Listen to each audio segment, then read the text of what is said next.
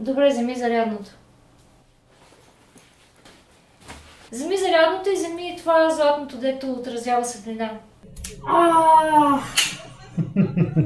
Ето, настъпи го.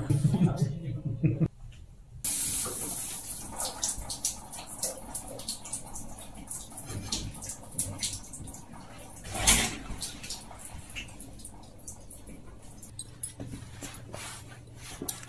На първа линия са моите красиви изкуствени рози. Много малък чайник. Този облак. В рамка има балон. Портрет. Всичките тези красиви неща съм ги намирала, събирала и съм ги прибрала, така че да са ми пред очите, винаги да им се радвам. Обаче освен тях има още толкова много, които са навънка.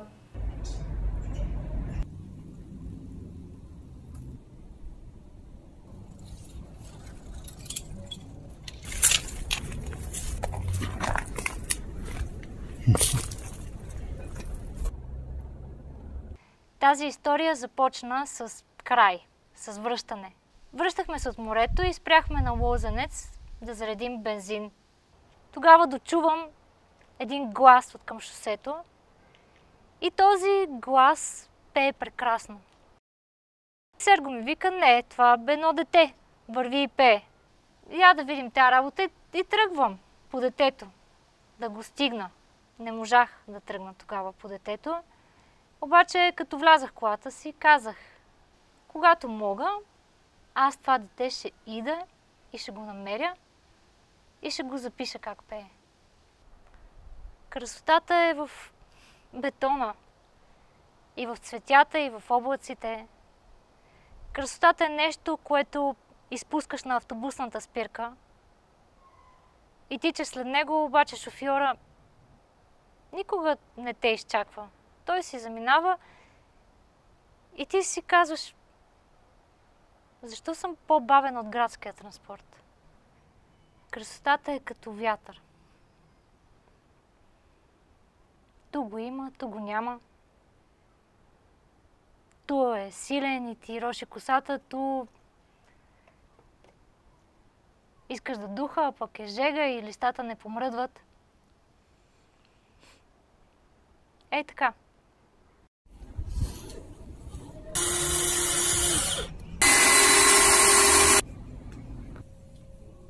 В Естония е малко по-хладно като цяло и затова хора така леко са по-хладни, може би не толкова емоционални. За мен красота е нещо, което те кара да чувстваш щастлив.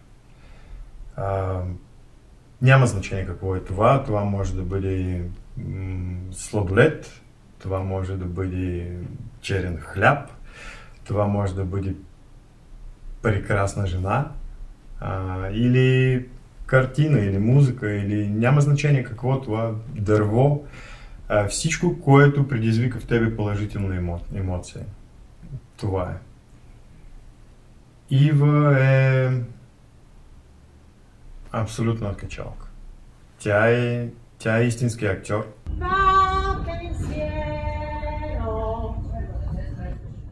Ей сега на тази моята героиня Ива така не и се ходи на работа, че само се чуди какъв повод да си измисли, за да не ходи на работа. Връбченце. Връбченце? Няма да ходи на работа. Това е знак. Какво правиш тук, бе? Имаш цялото небе да летиш, на воля ти се забута тук. Боже, как се блъска! Връбченце. Връбченце? Няма да ходя на работа. Плаши се. И Маричето каза: ние трябва да се върнем и да намерим това момче.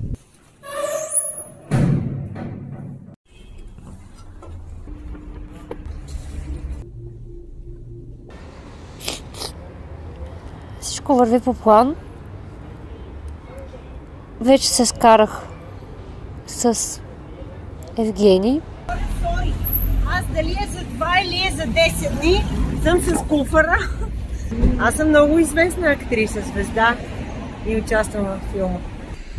Ето го Евгений, това е моят оператор и звукар.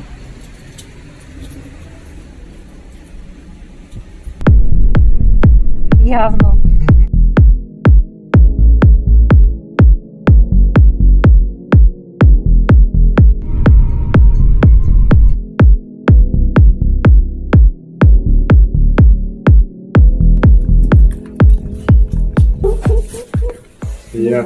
Лукс ли бе да го опишеш? Да го заснема преди да го развалиме, защото е съвършено. Вие къде ти привидяло трето легло тук?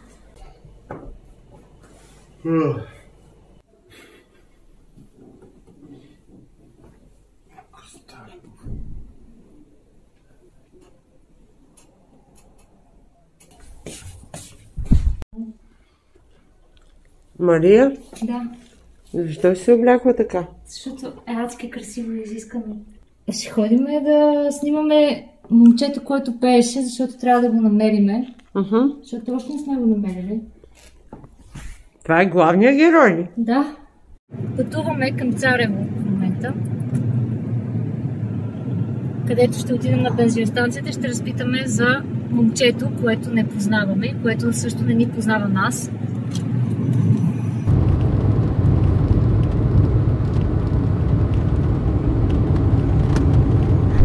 Значи не можаха много да ни съдействат на бензиностанцията. Първо са много работни и не можаха да отделят 5 минути да си поговорят с нас.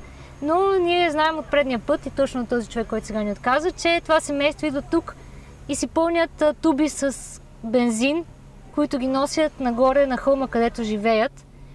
И ни посочи откъде е пътеката, така че сега отиваме направо нататъка. И това е. И къде е пътеката? Пътеката е ето там, в ляво. Много хубаво пее. Той е момче. Момченце, да. Той баща му сега беше тука. Ама той живее другата маха. Гошко се казва. Дали ще се съгласи да дойде с нас на бедликта? Той има ли много красиви камъни да... Да. В тази махала? Не, се не може. Миграцията на Пълнуда.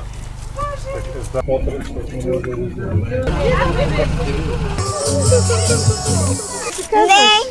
Ивана! Ивана, аз съм Ива! Ива!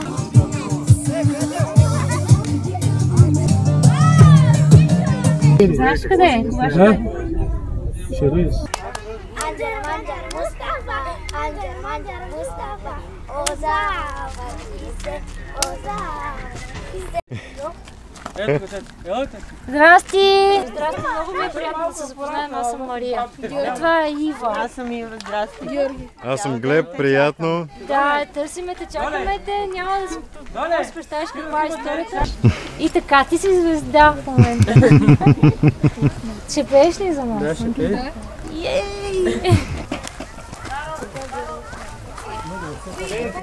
Значи това е Георги, който живее в Царево и пее прекрасно.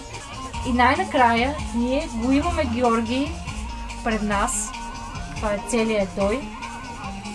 И той се съгласи да пее за нас, да дойде с нас и да изпълни някакви песни. Аз също не знам какви песни пееш, между другото. Само народни. Само народни? Само народни. Браво, А страхотно. ти на колко си години? 13. На 13. Много ли сме? Да. Добре, коя ти е любимата песен? Имаш ли любима? Да. Коя? Калиман ходен с Янка Русина. Разкош. Не ще те пари, не ще да съм. Така че продължавай да пееш. А утре ще дойдем и ще отидем и ще се разберем. Айде да се разберем тогава. Да, в В колко? 4:30.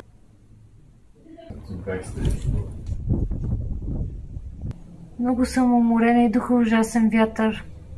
Не знам как ще се справя. Ще е още един по-малък ветробран, защото навънка духа зловещия вятър. Какво отиваме? Да вземем Ива.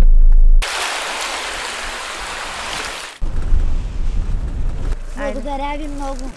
Вода нямаме, ток нямаме. Сами си го правим, никой не е виновен. Направо не знам. Не знам. Голям мизерен живот. Опа! Най-накрая. Айде, аз.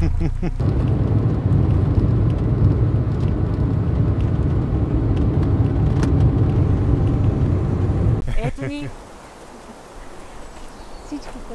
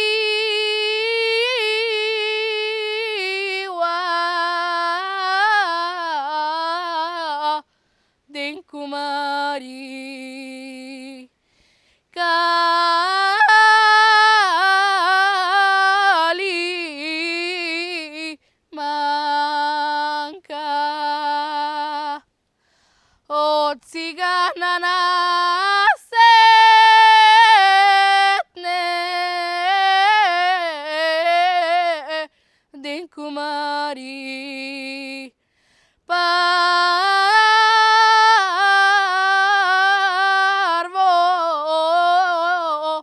ljube. Izgori madenko popali me, tame storidenko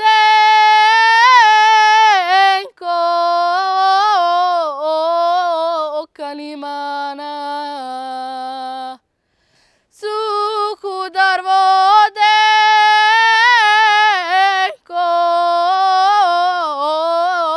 mandumari.